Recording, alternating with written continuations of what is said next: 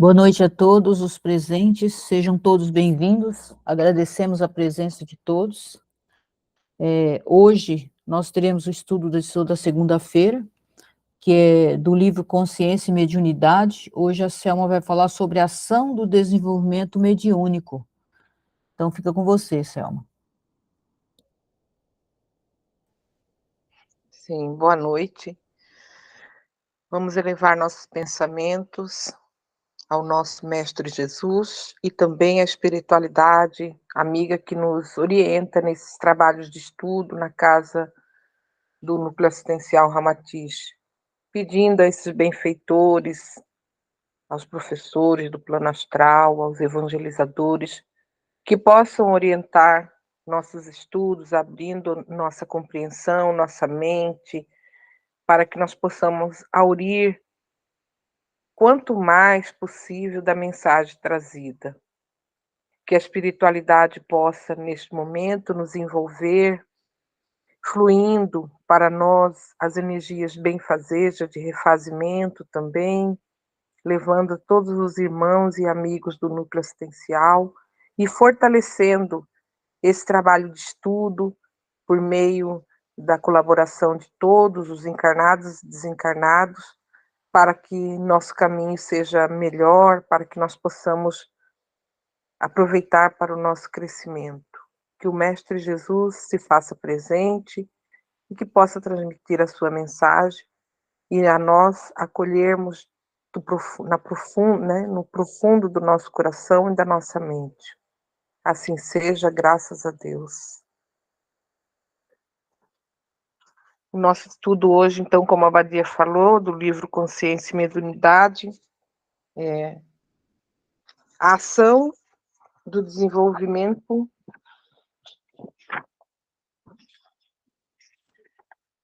mediúnico. Foi isso, Abadia? Você falou outra coisa? Não foi isso que eu falei. É isso mesmo, é. Eu achei que Isso. estava colocado outra temática, mas é Não, isso, né? isso Então, mesmo. o autor ele começa perguntando como definir a faculdade mediúnica e entender o seu significado prático. Os espíritos nobres se expressam a respeito de faculdade mediúnica de uma forma peculiar e toda especial. Identificam sua origem quando aflora dos recônditos da consciência humana, daí transitando pelo perispírito para se alojar ao organismo físico na feição de uma predisposição orgânica natural. Nós já temos esse entendimento, né? Porque quando a gente faz os primeiros estudos de noções básicas do espiritismo, a gente já vai aprendendo sobre isso, né? Na sua eclosão são são deslocadas para a periferia, ou seja, para fora do nosso corpo espiritual, formas magnéticas de origem divina, que não podem ser malbaratadas de forma irresponsável. Então, a gente já vem sentir isso no corpo físico, né? Aí ele continua, vaticinam que chegará uma época na Terra em que a sua ostensividade se verificará genericamente em todas as criaturas humanas. Então, a mediunidade não é algo dado a só uma pessoa ou um grupo especial de pessoas, né? Todos somos médios em potenciais, que isso também já é uma premissa que a gente já entendeu. Porém, alguns de nós, nesses tempos da Terra, precisamos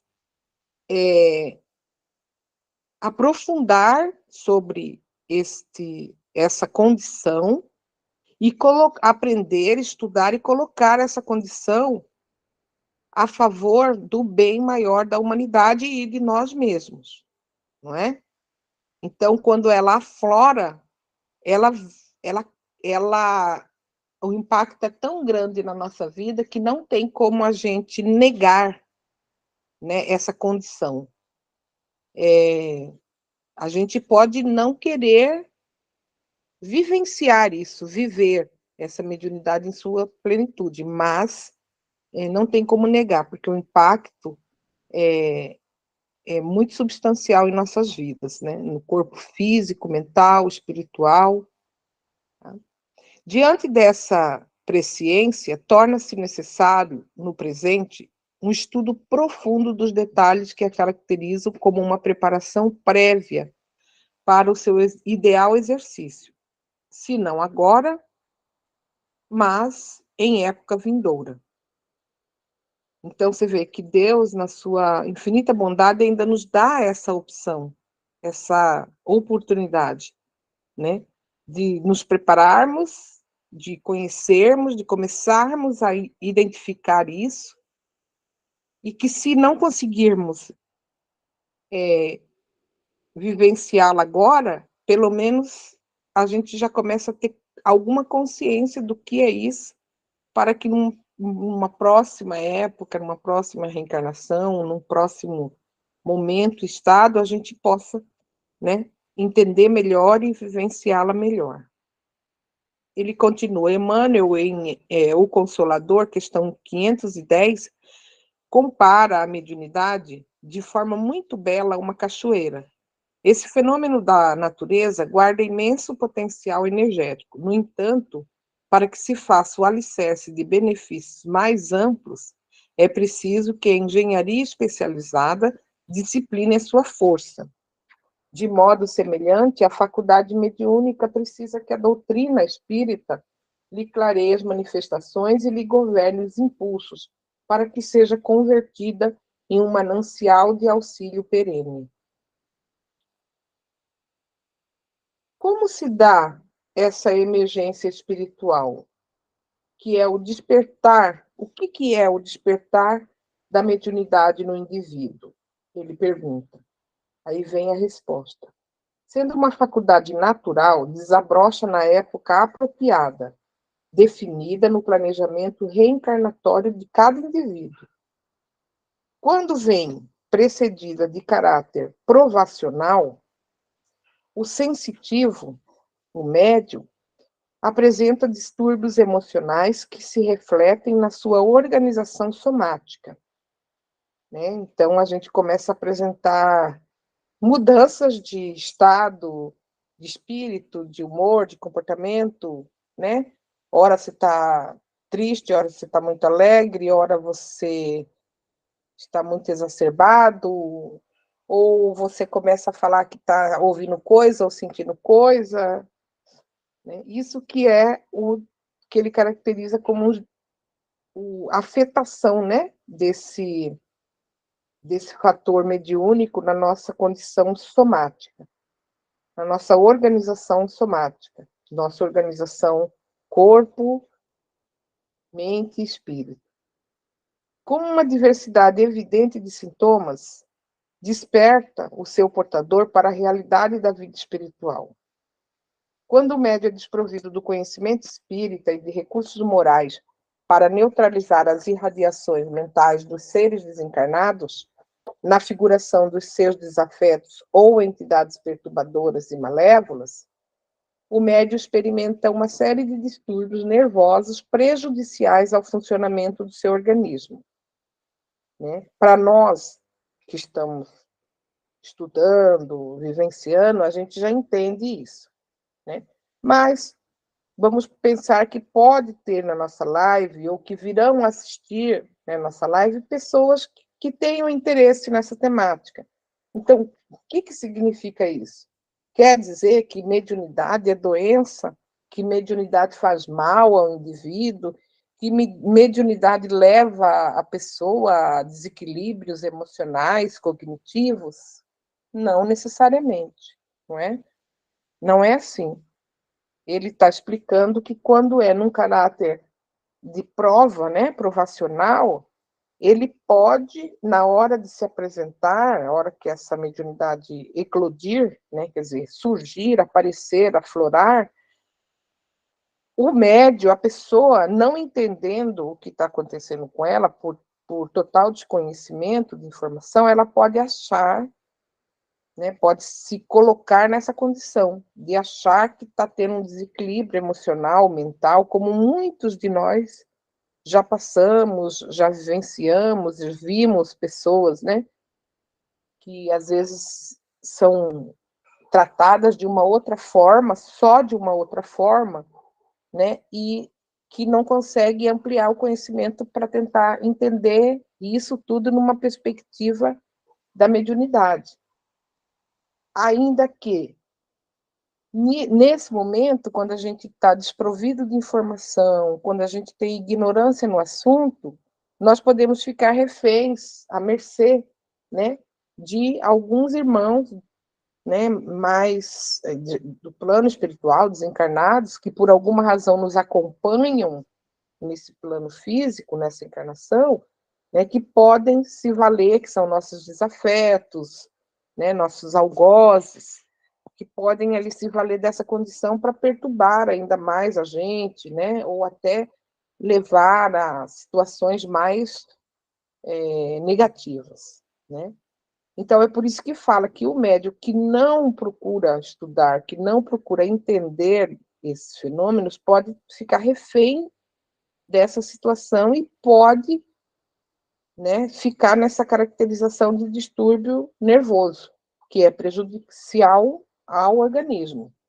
Porém, o médium, a pessoa que consegue abrir sua mente, consegue procurar um pouco de informação, consegue ler, estudar, procurar orientação, logo ela vai começando a entender o que é isso e como lidar com isso. E diminuir aquele impacto, né? Que às vezes a gente chega até a sofrer, né? Agora, é obrigatório o médium, a pessoa que vem com essa condição, é obrigatório a ela a vivenciar essa experiência nessa encarnação? Deus, ele não nos obriga a nada. Ele nos dá o livre-arbítrio. Ele nos coloca condições, favorece condições. E nos respeita a nossa decisão, né? Por isso que sempre o Adão está falando, a gente não pode chegar para a pessoa e já falar, você é médio, você tem que incorporar, você isso, que aquilo. Não, porque a gente não sabe como está aquela pessoa, em que momento ela está, como que está a cabeça, o pensamento, o coração, o que ela já sabe sobre mediunidade, o que ela já sabe sobre essa experiência, né? Então, a gente tem que ter muito tato, muito cuidado, né, ao falar para uma pessoa, você é médio, tem que desenvolver. Ao contrário, a gente tem que procurar dar a essa pessoa a confiança, a segurança, né, dela entender que esse fenômeno é um fenômeno natural, que acontece com algumas pessoas de uma forma mais exacerbada, e que às vezes essas pessoas devem procurar estudar, entender, conhecer, para ter mais segurança e até decidir, né, vivenciar ou não isso tudo nesta encarnação. Mas, se está no nosso plano reencarnatório, de alguma forma vai acontecer. Nessa ou na outra, ou mais cedo ou mais tarde, não tem escapatória, né? A outra pergunta: existe uma relação entre consciência e mediunidade? Viana de Carvalho, espírito, na obra Médios e Mediunidades, no capítulo 5, Consciência Mediúnica, afirma que os fenômenos mediúnicos podem ocorrer em qualquer nível de consciência, embora seja o exercício saudável da mediunidade uma característica do nível denominado consciência de si ou transcendência do ego. Então, ele afirma que os fenômenos podem acontecer em qualquer nível da consciência. É aquela coisa que a gente fala, né? Médio consciente, inconsciente, subconsciente, né? Médio consciente, quando você está naquela situação, naquela prática mediúnica, que você tem um total controle sobre tudo que está se passando, sobre tudo que você está vendo, está ouvindo, está sentindo, né?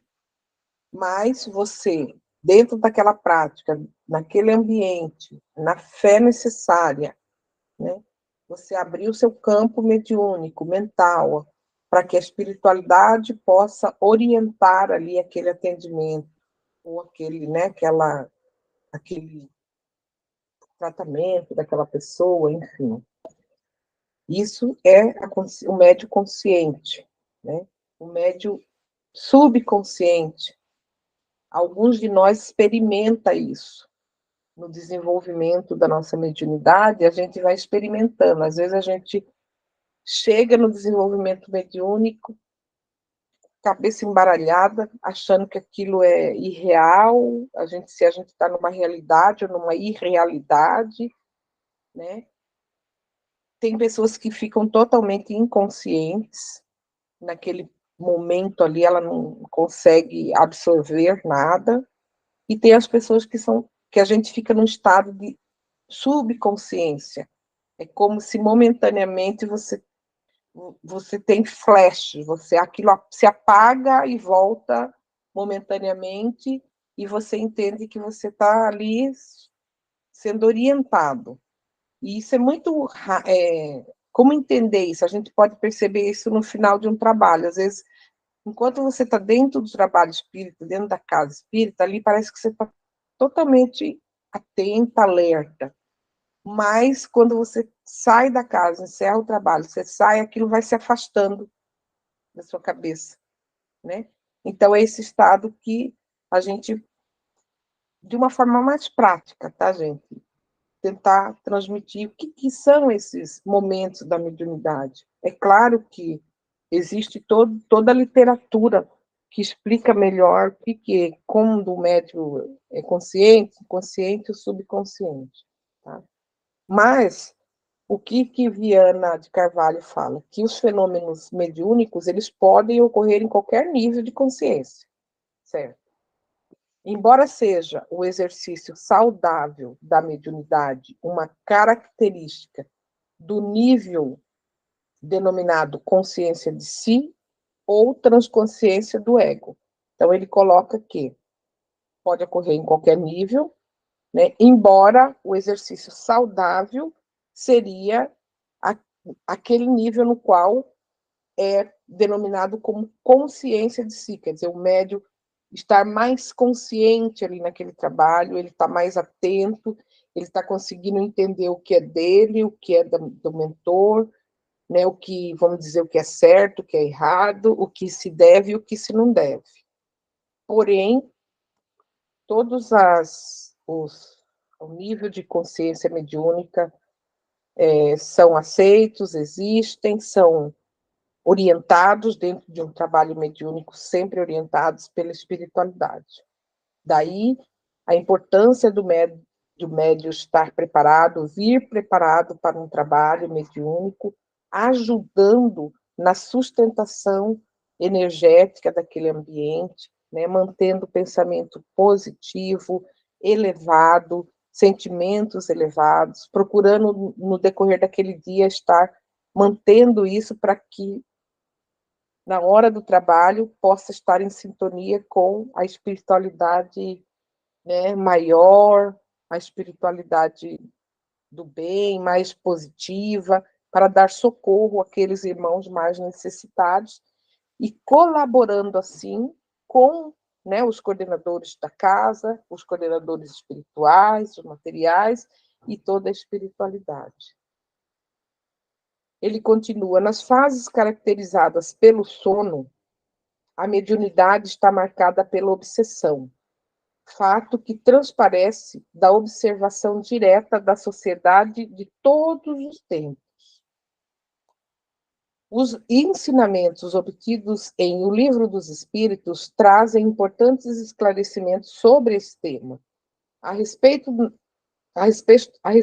disso, na questão 122, Allan Kardec pergunta: como podem os espíritos, em sua origem, quando ainda não têm consciência de si mesmos, gozar de liberdade de escolha entre o bem e o mal? Há neles algum princípio de qualquer tendência que os encaminhe para uma senda de preferência a outra? Os espíritos lhes responderam: O livre-arbítrio se desenvolve à medida que o espírito adquire consciência de si mesmo. Já não haveria liberdade desde que a escolha fosse determinada por uma causa independente da vontade do espírito. A causa não está nele, está fora dele, nas influências a que cede em virtude do seu livre-arbítrio, em virtude da sua vontade. É o que se contém na grande figura emblemática da queda do homem e do pecado original. Uns cederam à tentação, outros resistiram. Ele faz uma alusão, né, à passagem bíblica, né, que fala do pecado original. Então, a nós todos somos criados por imagem e semelhança divina. E conforme o nosso desenvolvimento, nós vamos tomando mais consciência que a vontade de Deus é essa, né? Que nós sejamos conscientes, inteligentes, tanto quanto Ele, porque somos imagem e semelhança dele, e que chega nesse determinado momento que nós devemos nos valer do livre-arbítrio para sempre ir a caminho da luz, para sempre procurar melhoria, sempre procurar ir por um caminho melhor. Né? Não ceder às tentações, não ceder às coisas negativas, às coisas mais fáceis, né? Que às vezes, em geral, é isso que acontece. Né? Como se ainda faltassem elementos que lhe possibilitassem ampliar o conhecimento, o nobre codificador insiste na questão seguinte, a questão 122A. De onde vêm as influências sobre ele, de onde vêm as influências que sobre ele se exercem? A resposta é esclarecedora. Dos espíritos imperfeitos, que procuram apoderar-se dele, dominá-lo, e que se rejubilam com o fazê-lo sucumbir. Foi isso o que se tentou simbolizar na figura de Satanás. Então, ele é curto, grosso, categórico, né? Assim como existem espíritos bons, existem os espíritos maus, né? A gente já sabe disso. Que isso depende do adiantamento moral da gente. Então, se a gente não procurar melhorar, seguir um caminho melhor, fazer nossa transformação, nossa reforma íntima, seja o nome que for, nós corremos o perigo, o risco de estarmos parados na nossa evolução, né? E sermos alcançados por esses irmãos que também estão. Então, ficaríamos no mesmo nível, né? E se um não dá um passo para frente, todo mundo fica parado, não evolui. Então, a gente tem que procurar usar a mediunidade para isso, para ir para frente e ajudar os outros a virem junto com a gente. Ou, por outro lado, seguir aqueles que também já estão mais adiantados, que já estão mais à frente, num caminho melhor, para que nós não sejamos vítimas da ação desses irmãozinhos que às vezes não querem caminhar para a luz, né? E que ficam nos puxando, ficam apoderando da nossa consciência para vincular, para nos obsediar, nos subjugar, nos reter do desenvolvimento moral. Aí ele segue, naturalmente, que a influência positiva dos benfeitores espirituais equilibra a ação retentiva desencadeada pelos espíritos inferiores. Desculpa.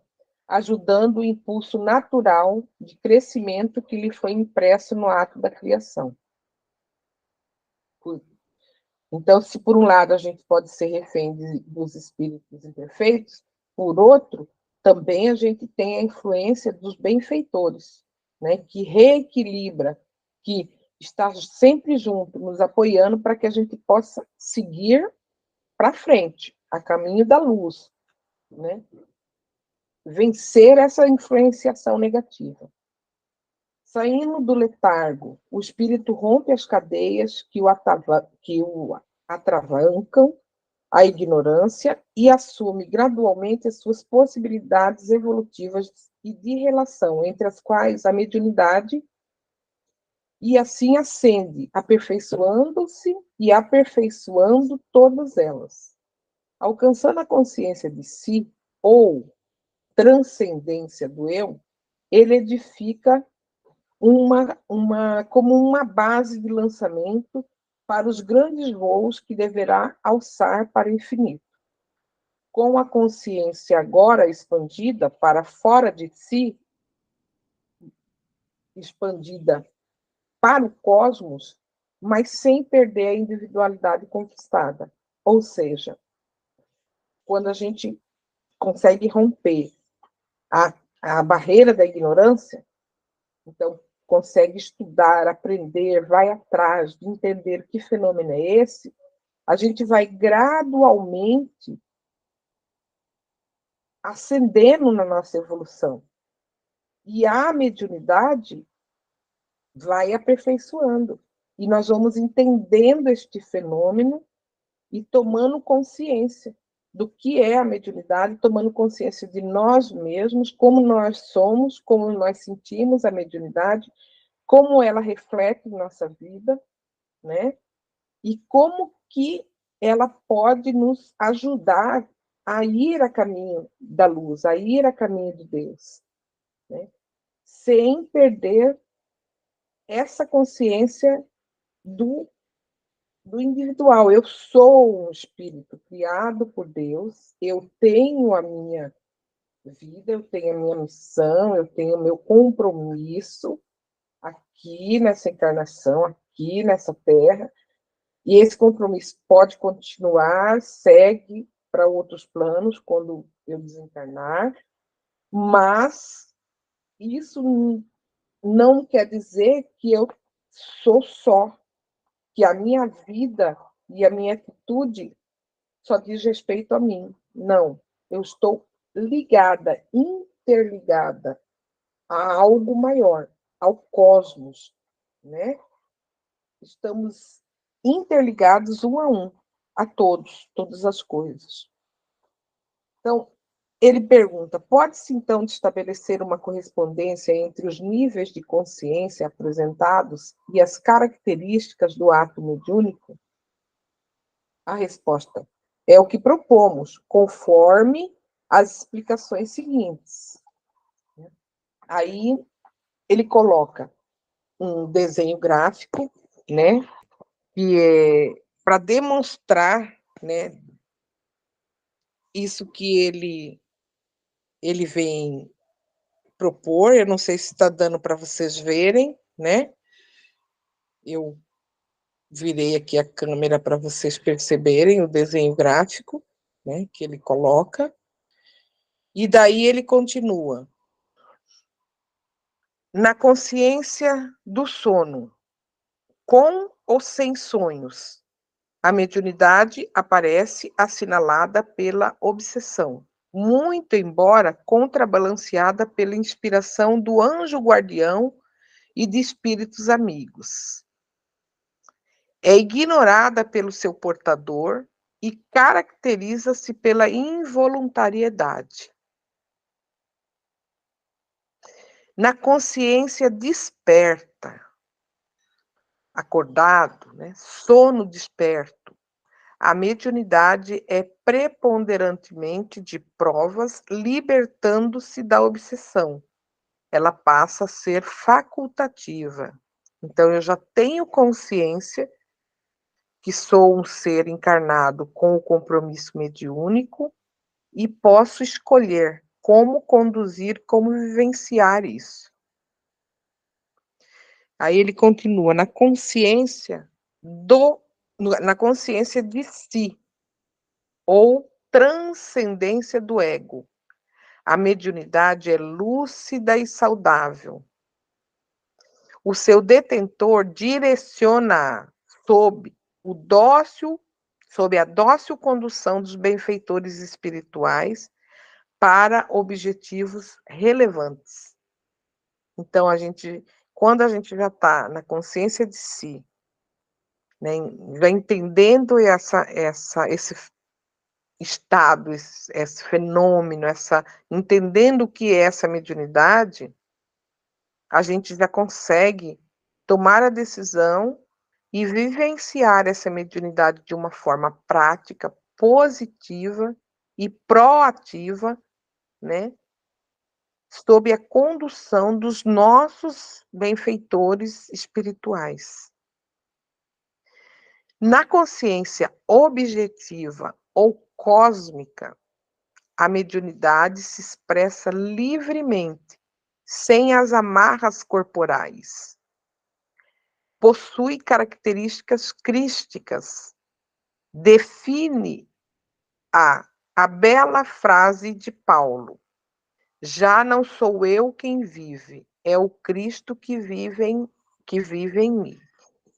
Então, nesse nível de consciência, é quando a gente já conseguiu alcançar total compreensão que somos espíritos eternos, né, que somos espíritos que estamos aqui no plano físico por uma questão necessária, mas que já conseguimos evoluir, ter mudanças de atitudes, ter consciência que a busca da vida da gente está muito além, né, das coisas materiais, das coisas terrenas.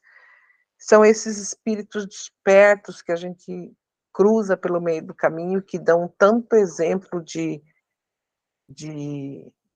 vivência, né, crística. São espíritos assim que a gente fala, nossa, como esse espírito é iluminado, como é tão bom estar perto dessa pessoa, como que transmite bem-estar, sabedoria, né? São aquelas pessoas especiais que já passaram ou passam pelo nosso planeta já com esse nível de compreensão mediúnica, né? Se a qualidade do exercício mediúnico depende do nível de consciência em que estagia o médium, a mediunidade em si pode tornar-se impulsionadora da sua ascensão, na medida em que, através do contato psíquico que se permita manter com os seres mais evoluídos, ele, né, o médium, se impregne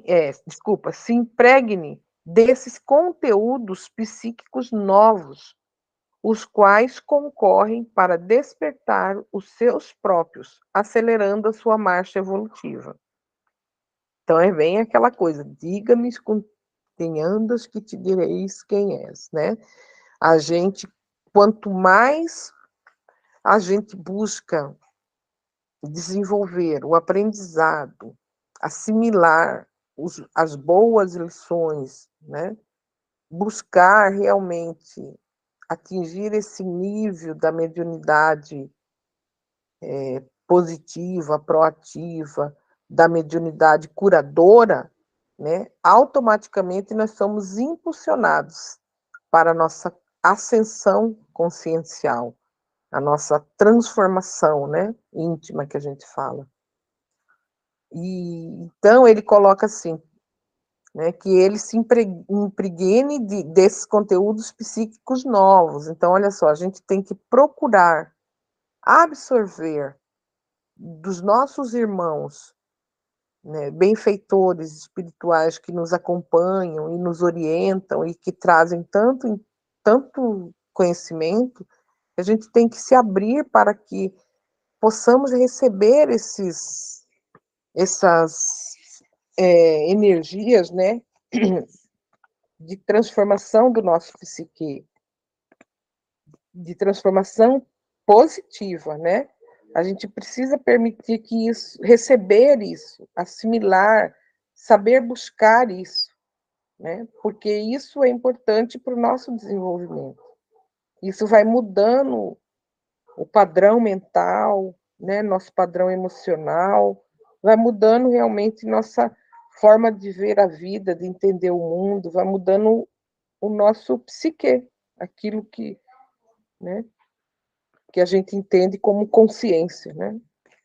Assim, as manifestações medianímicas de prova em níveis primários de consciência, quando compreendidas as suas finalidades pelo médium, são extremamente benéficas para ele, que, utilizando-se das disciplinas morais e do treinamento, vence o desafio da subida, sintonizando-se com a vida pulsante do além-mundo físico. Na opinião dos amigos espirituais, o progresso individual só é possível com a aquiescência da própria pessoa, que deverá pontificar esforço no sentido de quebrar as amarras com a retaguarda espiritual, o que somente será possível com a compreensão do que significa a consciência e de como adquiri-la. Esse é o convite do Espiritismo. Então, ele coloca que é nossa responsabilidade, a cada dia, a cada tempo, a cada ano, não sei, do tempo da Terra, a gente colocar uma meta para a gente. O que eu sou, de verdade, como eu sou como pessoa. Quais meus pontos positivos, negativos, quais meus pontos fracos. O que eu posso mudar? Eu posso melhorar esse ponto positivo, eu posso eliminar esse negativo. Então, isso é o esforço no sentido de quebrando essas amarras negativas, né, que a gente traz na nossa memória, né, de ter de espírito eterno, né, de outras vivências, de outras encarnações, já que cada reencarnação a gente está evoluindo mais e mais, a gente está tendo essa oportunidade.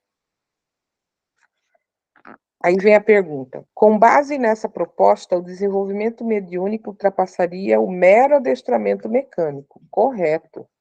Nesse particular, a faculdade mediúnica não pode ser vista apenas como um meio fenomênico, mas, sobretudo, uma proposta de expansão da consciência do ser, a fim de habilitá-lo a perceber os verdadeiros valores da vida, aqueles de ordem espirituais. Nós já chegamos num tempo que a gente já entendeu isso, né? Que não é mais o fenômeno. Pelo menos nós que estamos buscando estudar, vivenciar, né? E os nossos irmãos que ainda estão despertando para a faculdade mediúnica, cabe a nós transmitir isso, auxiliá-los nessa tomada de consciência, né? Que a mediunidade não é o fenômeno, mas sim é uma proposta, é um caminho para a gente conseguir realmente melhorar os nossos valores. Então, esse é o convite do Espiritismo. Utilizar, entender, descobrir a mediunidade, identificar a mediunidade, desenvolver a mediunidade, vivenciar a mediunidade para um bem maior, nosso e da humanidade. Tais conquistas são identificadas quando o indivíduo adquirir a ideia clara do que sente, do que quer, tomar decisões com sensatez e saber definir seus desejos e necessidades especiais. Os seres superiores não cessam de enviar apelos e, e, notícias, né, para quantos se entregam à tarefa mediúnica. Os seres espirituais superiores, eles dioturnamente estão a nos enviar orientações, apelos, informações, ensinamentos. Afirmam que para cumpri-la como missão, na feição de um posto avançado na prática da caridade anônima, são necessários sentimentos de renúncia, abnegação e sacrifícios espontâneos. Tais posicionamentos morais não podem ser tomados como a consciência adormecida. Não, a gente precisa estar alerta, a gente precisa ter despertado em nós essa vontade de entender e de utilizar viver essa tarefa da mediunidade como uma prática do bem, Aí ele coloca, são necessários sentimentos de renúncia, abnegação e sacrifício espontâneo. Sim, por quê? Renúncia ao velho homem, ao velho ser. Tirar de nós as velhas práticas, os velhos conceitos. Ah, eu sou assim, a vida é assim, e se quiser que alguém tem que me entender. Alô, estão me ouvindo? Então, eu sou assim, eu nasci assim e vou morrer assim. Não. A gente precisa mudar, né? Renunciar ao velho homem. É necessária a abnegação, quer dizer, a busca, a dedicação, a vontade de ser melhor a cada dia, de fazer melhor, de fazer a diferença na vida de alguém, na nossa vida mesmo, para nós mesmos, né? E aí os sacrifícios espontâneos, mas os sacrifícios relacionados a nós, sacrifício do quê? Das coisas erradas. Se propor a não ser mais tão errado, se propor a mudar um defeito, né? O Adão sempre fala isso. Não adianta querer mudar tudo de uma vez. Não tem jeito. Ninguém consegue fazer. Só os grandes espíritos, né? As almas de alta envergadura moral fizeram. Nós que estamos caminhando, a gente vai passo a passo. E aí esse sacrifício fica mais fácil. Tais posicionamentos morais não podem ser tomados com a consciência adormecida. Então, enquanto a gente não desperta para essa necessidade e esse valor da mediunidade, a gente não consegue absorver isso.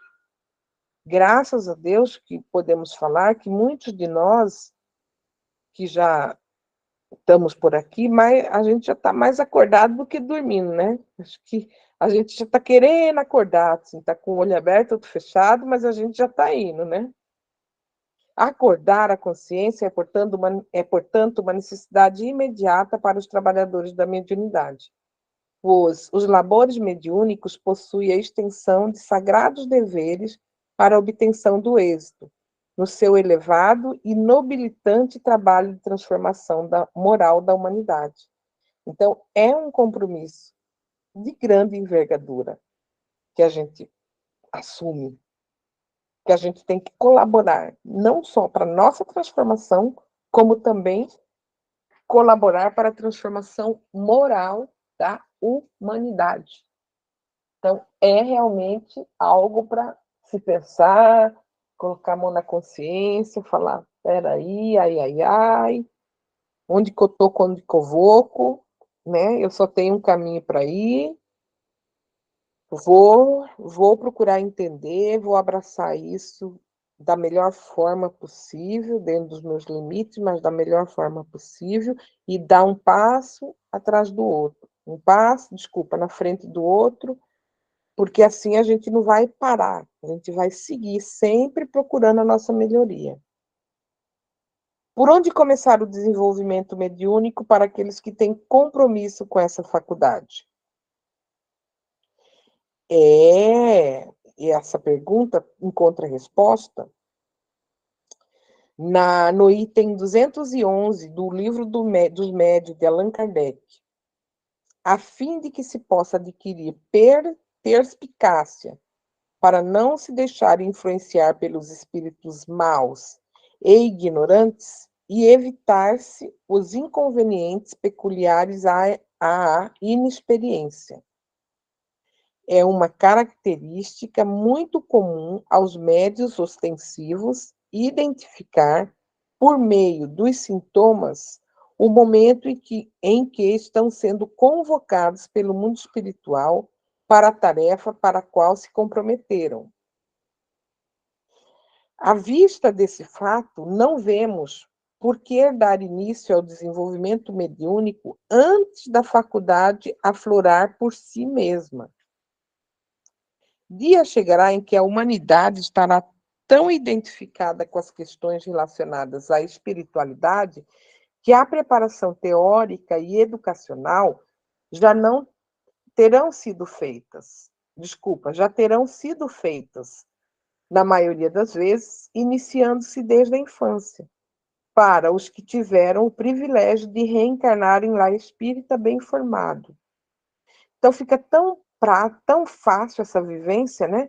A gente, a gente colocando essa prática na nossa vida, os estudos, o evangelho no lar, a vivência dentro da casa espírita, né? Apresentando esse caminho aos nossos filhos, isso vai ficando mais leve, vai ficando eles vão tomando conhecimento com isso de uma forma mais acessível, menos tumultuada, né? Assim, com aquela, como muitos de nós teve o primeiro contato, né? De uma forma fenomenal, que causava medo, pânico, né? Repulsa, vai se tornando natural. Então, aqui ele coloca que vai chegar um dia que a humanidade vai estar tão mais voltada para as questões da espiritualidade, que vai ser natural isso. E é o que a gente está vendo, né? Quando a gente recebe essas informações sobre a transformação da Terra, de um plano de provas e expiações para um plano de regeneração, quando a gente vê os novos seres, né, que chegam aí por meio das nossas crianças que a gente vivencia, como eles já trazem, né, uma leveza, uma forma diferente, desprendida de ver o mundo. Então, já são, né, as crianças índigos, cristais, blue, sei lá o que já estão por aí, né? Geração milênio, não sei das quantas. Então, ele já vem com uma consciência tão mais desperta que não precisa mais da religião para falar da espiritualidade, né? Mas cabe a nós, pais, mantermos essa vivência, mantermos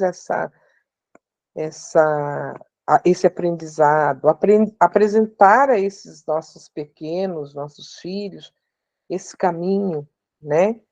Para que essa consciência não se perde, não se adormeça, não se perca, não se adormeça, né? Pelo contrário, se desenvolva.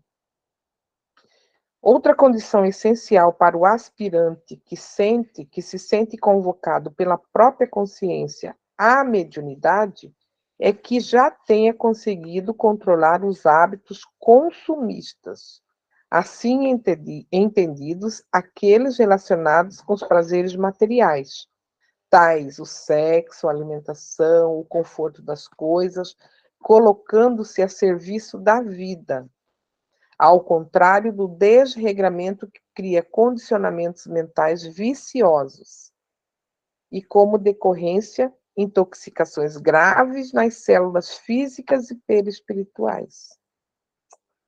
Às vezes a gente pensa, por que a gente levou tanto tempo para entender isso, né? Mas graças a Deus que a gente teve alguém que falou, alguém que fala, uma obra que nos traz isso né, à tona de novo, que nos chama a atenção a isso de novo, né? Porque ele coloca isso, que para o médium que esteja mesmo disposto à mudança, à tomada de consciência e de atitude, a gente precisa revisitar esses hábitos, esses velhos hábitos, e mudar, já colocar o que é prioridade. A gente já amadureceu o suficiente para entender o que é prioridade na vida da gente. Então, quando essas ideias ainda ligadas ao material vierem ou nos tomarem de assalto, a gente precisa retomar a caminhada. Espera aí, não é por aí que eu quero ir por aqui, né? Eu quero tomar essa linha. Porque nós estamos aqui na Terra e dioturnamente nós somos bombardeados, né, por ideias consumistas, de prazer, né, de bens materiais, e a gente precisa vencer isso. É aquilo que eu falei lá atrás, né, renúncia, abnegação e sacrifícios. Tá com isso atento, porque quando vier essa avalanche de informações e de situações, a gente conseguir, mesmo que a gente caia em tentação, a gente consiga de novo se levantar e sair dela, né? Então, ele coloca como prioritário médio, a condição essencial para o aspirante que se sente convocado pela própria consciência ele tem que conseguir controlar os hábitos materiais, consumistas, né? Melhorando isso, eliminando, diminuindo, para se colocar a serviço da vida, ao contrário do desregramento, que cria condicionamentos mentais viciosos. Ah, mas então, tá, tudo bem, eu descobri, sou médio, mas eu fumo, eu bebo. Né? Então, eu sou menos importante, eu sou um médio de menor qualidade, né? Eu não posso tentar mais uma vez e outra vez? Deve tentar, deve tentar. Porque existem vários tipos de condutas que, às vezes, elas estão tão escondidas dentro da gente que o outro olha de fora e fala, nossa, aquilo é um anjo, vai para o céu. Coitado, lê do engano, né?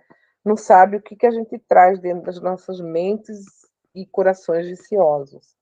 Mas isso deve ser um ponto para a gente retomar, para a gente ir para frente, né? Para a gente eliminar essas intoxicações graves das nossas células físicas e perispirituais. André Luiz, em Missionário da Luz, capítulo 3, Psicografia de Chico Xavier, fala o seguinte, ele apresenta uma lição de grande alcance espiritual e científico ao reportar o seu próprio aprendizado na companhia do instrutor Alexandre, observando um grupo de encarnados aspirantes ao desenvolvimento mediúnico. Como os candidatos reclamassem dos resultados quase nulos obtidos até então, julgando-se imerecedores da atenção dos bons espíritos, o instrutor Alexandre elucida que quase todos os componentes daquele grupo, confundindo poderes psíquicos com funções fisiológicas, permaneciam muito longe dos requisitos da disciplina, da educação, do esforço, da perseverança que a aspiração, tarefa, impunha, semelhantemente a qualquer outra realização da alma imortal. E, especificando as suas análises, mostra um cavalheiro de lápis na mão, em posição de psicografia. No entanto, com o aparelho genital agredido por aluviões de corpúsculos negros, bacilos psíquicos da tortura sexual, explicando que o jovem, a pretexto de adotar a razão acima do dogma, esposava-se à ideia de que o sexo nada tinha a ver com a espiritualidade, esquecido ou desinformado de que tudo é espírito, manifestação divina e eterna. Não era melhor a posição de dois outros candidatos observados. Um, aspirante à psicografia, portando profundas anomalias fisiopsíquicas provocadas pela ingestão de alcoólicos, e uma senhora pretendente à mediunidade de incorporação, completamente anulada pela intoxicação e sobrecarga decorrentes de excessos alimentares, que se vinculavam a seres espirituais de baixo teor vibratório. Ante as circunstâncias observadas, Alexandre emite estes belos conceitos. Mediunidade construtiva é a língua de fogo do Espírito Santo, luz divina para a qual é preciso conservar o pavio do amor cristão, o azeite da boa vontade pura. Sem a preparação necessária, a excursão dos que provocam o ingresso no reino invisível é quase sempre uma viagem nos círculos de sombra. Então, o autor aqui conclui: mediunidade elevada ou percepção edificante não constitui, portanto, atividade mecânica da personalidade, e sim conquista do espírito, para cuja consecução não se pode prescindir das iniciações dolorosas, dos trabalhos necessários com a autoeducação sistemática e perseverante.